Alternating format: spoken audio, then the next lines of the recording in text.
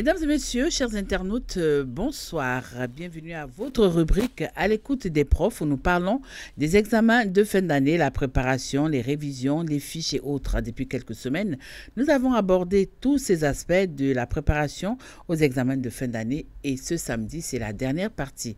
Et pour ça, je reçois pour vous le professeur en sciences physiques, Euloge Lézimé. Bonjour. Bonjour Madame Tatiana. Comment vous allez? Je vais super bien. Alors, comme je l'ai expliqué, durant 3 semaines, on a parlé de la préparation des fiches et autres. Aujourd'hui, nous allons parler des conseils pratiques pour ces candidats-là qui se rendent au BEPC et au baccalauréat. Alors, dites-nous un peu, pourquoi est-ce qu'on dit généralement, lorsqu'on parle des conseils pratiques pour ces examens, que le tout premier conseil pratique que les candidats devraient mettre en exergue, c'est de prendre soin de d'eux-mêmes, quoi. Oui, parce que s'ils ne sont pas en bonne santé, s'ils ne sont pas en forme, ils ne peuvent pas bien composer à l'examen tout court. C'est pourquoi on leur demande de prendre soin d'eux. On dit même aux parents que la période dans laquelle nous sommes maintenant, c'est la période où il faut les déparasiter. Et il faut leur éviter ceux qui aimaient jouer au ballon, ainsi de suite, d'éviter ces jeux pour ne pas avoir des fractures au moment où ils seront en train de, les autres seront en train de composer, ils seront à la maison, tout ça là, et ils n'auront pas réussi leur examen. C'est pourquoi on leur demande de prendre soin d'eux. On demande aussi de ne pas trop veiller, tout ça là, de se préparer pour que psychologiquement, ils soient prêts. Donc c'est important qu'ils prennent soin d'eux pour être en forme, pour avoir beaucoup d'énergie pour aborder les jours, surtout les premiers jours de l'examen. L'hygiène de vie est également souvent très mise en exergue. Pourquoi également? Oui, tout ça là, ça participe à la préparation psychologique. Vous voyez, quand vous êtes dans un milieu très calme, très frais, et vous soyez correctement, tout ça là participe à votre préparation psychologique et tout ça là participe à la préparation de l'examen. C'est pourquoi on leur demande de bien faire, surtout tout ce que vous dites là, de ne pas boire de n'importe quoi, de bien se laver et dormir dans des endroits très propres, tout ça là. Vous voyez, quand vous êtes là, psychologiquement, vous êtes frais pour aborder l'examen. Alors, pourquoi il devrait forcément rester efficace? Bon, l'efficacité participe à tout. Si vous n'êtes pas efficace, ce que vous êtes en train de faire, vous ne pouvez pas savoir si vos objectifs sont plus ou moins atteints. C'est pourquoi il faut être très efficace pour voir si ce que vous êtes en train de faire, si vos objectifs sont atteints avant d'aborder la phase de l'examen. Parce que comme je l'ai dit au début, l'examen, tout ça là se déroule en 3 phases. Il y a la phase de préparation, il y a la phase de déroulement de l'examen et la phase de l'attente des résultats.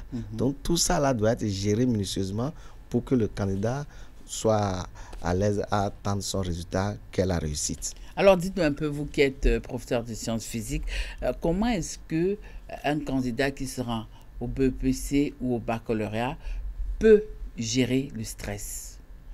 Bon, d'abord, c'est de dire que quand le candidat a bien préparé son examen, souvent ils ont l'impression qu'il n'y a rien. C'est-à-dire qu'ils ne comprennent pas, on a l'impression que la tête est vide. Non. Le jour de l'examen, quand les sujets sont là, tout vient comme des éclairs. Si on avait bien préparé, c'est d'avoir confiance en soi, de ne pas avoir peur. Si réellement l'examen était bien préparé. Pour que, il ne faut pas avoir, parce que le stress est le premier ennemi des candidats. Et ce qui fait qu'ils sont souvent stressés, c'est la peur de l'échec et qu'on sort. Vous savez, on a plusieurs sortes de candidats. Par exemple, si je prends une classe de terminale, il y a des élèves de terminale et les élèves en classe de terminale. Ce n'est pas la même chose. Quelqu'un qui est en terminale, lui, peut venir là sans avoir... Et comme il n'est pas prêt, il est stressé. Non, il faut qu'il se dise que comment je vais faire pour avoir ce qui va me permettre de réussir. Il y a ceux-là qui sont réellement, qui ont le niveau de la classe. Et s'ils tombent sur des choses qu'ils ne peuvent pas faire, ils se disent, ah, et si c'était ça qui sortait à l'examen? Non, l'examen, comme je l'ai dit au début de nos émissions passées, ce n'est pas un concours. Ce qui est sûr, il faut se dire, ah, moi, je suis prêt, je peux réussir. Il y a maintenant ceux qui avaient déjà échoué une fois. Quand on avait déjà échoué, on est dans la classe, c'est qu'on a de l'expérience. On fait le point, qu'est-ce qui a fait que j'avais échoué? Eux, ils ont plus peur que les autres. Est-ce que je vais encore échouer? C'est ça qu'il faut leur dire d'éviter et de prendre soi-même ce qu'on n'a pas encore fait. Et s'il reste des choses à faire, de les combler petit à petit et ça marche. Alors justement, avant le démarrage de l'examen proprement dit, quel est le premier acte? Quels sont les premiers éléments, les premières actions que le candidat devra poser? Là, nous sommes, disons, à un jour de l'examen. Oui, et surtout à la veille, au dernier moment, on demande aux parents d'aider les candidats à bien se reposer, bien dormir pour se lever tôt et pour être prêt pour les salles d'examen. Et les parents, comme on avait dit tout à l'heure, doivent prendre les dispositions parce que nous sommes en période de pluie. Et de bien protéger les candidats pour qu'ils ne soient pas mouillés. Et là, et en classe, avant le démarrage des épreuves, il faut qu'ils soient concentrés, calmes. Ce n'est pas le moment d'être en train de discuter des chapitres passés avec ses collègues, machin. Il faut qu'ils se concentrent. Il est assis sur sa table, s'ils sont seuls par table, il est là, il est concentré et il attend l'épreuve. Comme ça, il se met en condition pour aborder l'épreuve. Mais s'il bavarde avec, ou bien c'est pratiquement aux dernières minutes là, que les parents l'amènent et ils courent, vous voyez qu'il serait plus stressé. Alors justement, en parlant de ça, à quel moment est-ce que le candidat doit prendre connaissance de son numéro de table, de son centre d'examen et tout? Aujourd'hui, tout est bien organisé par le système. Déjà, même avec 2 clics, les candidats connaissent leur numéro de table. Donc, ils n'ont même pas besoin d'aller dans les centres à la veille pour voir. Bon, les parents sont souvent stressés pour chercher les centres pour les candidats qui sont loin. Mais aujourd'hui, le système fait en sorte que les candidats restent toujours dans leur environnement, plus ou moins. Bon, d'autres peuvent être un peu plus éloignés de leur établissement. C'est aux parents d'aller chercher et à la veille, certainement. Les numéros sont affichés devant le portail. On ne permet plus aux candidats d'avoir accès aux salles qu'on sort. On leur donne des orientations et ils savent. Et il y a des gens là pour les aider, les guides, pour dire voilà ce bâtiment, le chef centre, c'est son rôle, tout le monde les accompagne. Seulement, il faut qu'ils soient là très tôt pour prendre connaissance de ça, le début, et puis tout démarre correctement. Le jour de l'examen, comment vos candidats, vos élèves devront se comporter? Le jour de l'examen, quand ils sont en classe, surtout quand ils composent, il n'y a pas que le jour de l'examen. Pendant l'examen, tout au long de l'examen, quand ils composent, ce n'est pas encore la fin du monde si plus ou moins ces objectifs de la journée ne sont pas atteints. Quand même il rentre chez lui à la maison et les parents commencent par lui demander comment ça s'est passé, machin, nous on dit au candidat de leur dire rendez-vous à la fin. Quand on finit, on va faire le bilan. Et si le candidat termine une épreuve, il faut qu'il laisse le cahier de cette épreuve-là. Il ne discute même pas avec ses camarades. Si on doit discuter même plus ou moins, c'est sûr. Il y aura des regrets. Oui, voilà. C'est sûr ce qui arrive. Ouais. Voilà. On oublie ce qui... Qu'on travaille ou non, on oublie parce que ce n'est qu'une bataille, la guerre n'est pas terminée. Et d'autres matières peuvent combler d'autres. C'est pourquoi on leur dit depuis les classes de ne pas faire le choix, de ne pas donner priorité à certaines matières pour dire ici je peux travailler. Parce que souvent, à l'examen, peut-être cette matière peut jouer de sale tour au candidat. Donc, si c'est préparé et on ne sait jamais par quelques erreurs, il a fait quelque chose là, il doit dire, je vais mettre le maximum de l'autre côté. On ne discute pas des résultats, tu as trouvé combien ici. Non. Quand quelqu'un vient demander ça à un candidat, le candidat dit, on se concentre sur la prochaine épreuve et comme ça, à la fin, on fait le point. Si à la fin aussi, on fait le point et on se dit, il faut être calme parce que c'est déjà terminé les examens.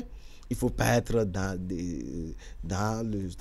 Il faut prier. Et si. Voilà, non. C'est fini. Il faut s'amuser maintenant et attendre les résultats. Et s'aménager comme après les résultats, il y a d'autres... Il y a l'oral. Il y a l'oral. C'est pourquoi cette période aussi, je vous ai dit qu'il y a la phase de déroulement et la phase de l'examen. Il ne faudrait pas que les candidats se disent que tout est déjà terminé et ne pas être en condition pour aborder le repas. Chaque phase, c'est très important pour les candidats. Alors, ce samedi, ça fera quand même 4 semaines que nous avons donné, que vous avez prodigué des conseils aux candidats, au BEPC et au baccalauréat. Monsieur Le Lezimé, votre mot de fin pour ces candidats qui vont aux examens? Bon, je leur souhaite d'abord une très bonne chance et je leur souhaite la santé, qu'ils prennent les conseils que nous avons prodigués en compte. Et je pense que, comme je l'ai dit, l'examen, ce n'est pas un concours. Et ce qu'ils ont déjà fait, la chance serait de leur côté. Et c'est ça qui serait sorti à l'examen. Et il ne faudrait pas qu'ils baissent les bras. Maintenant, j'oubliais, dans les trous, on avait parlé de la mémorisation. Pendant cette période, ce qu'il faut mémoriser, c'est les matins. Quand on se lève très tôt le matin, on reste dans un endroit très calme, qui n'est pas perturbé par l'environnement.